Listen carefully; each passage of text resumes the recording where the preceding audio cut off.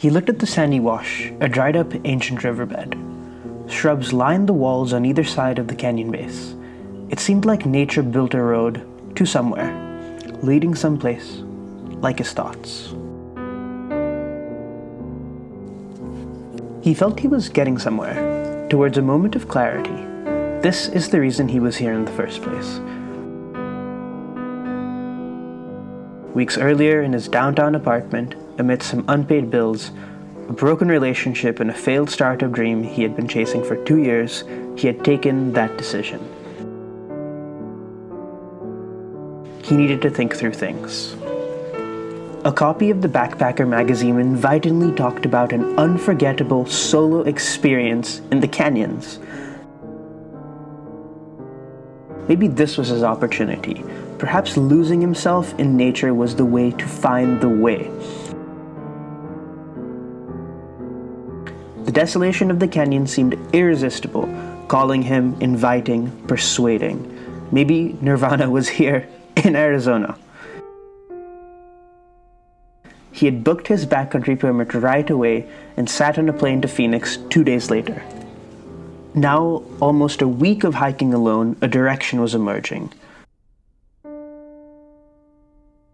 And almost as a reflection, the clouds were clearing up. A vast, open space lay in the distance, stretching infinitely all the way through the horizon. A mile more, perhaps, through these tricky rock formations, through these shrubs, onto that overlook, I will be out there, in the open, he thought.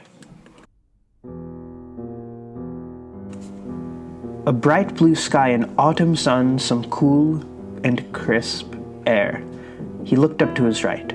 A giant sandstone pillar rose like an obelisk, almost pinching the sky, trying to pierce its way through. A big bird perched quietly on the top. This condor had been observing the hiker, a mere dot moving through the rocks and the bushes below, following the trail of the wash, trying to find a way, unaware of the terrain ahead.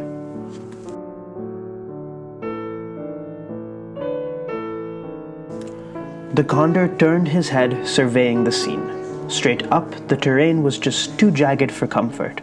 Treacherous rocks covered with bushes and pinyon pines made it virtually impossible to go through. To the left of the wash was an imposing canyon wall, its slick rock shining in the sun.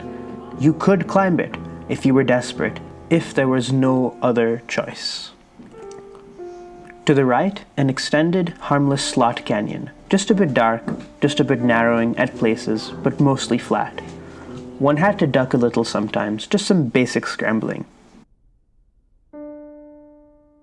Easy. You could see it open up on the other side to the vast plains. It seemed like an obvious choice given the difficulty of the other two approaches.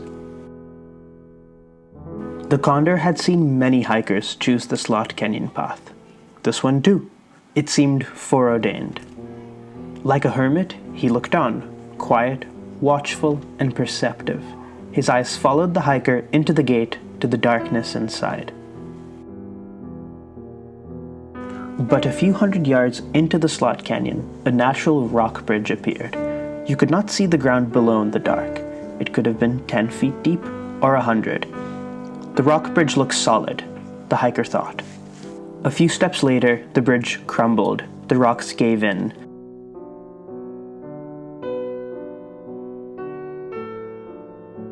The hiker fell thousands of feet into a rocky abyss.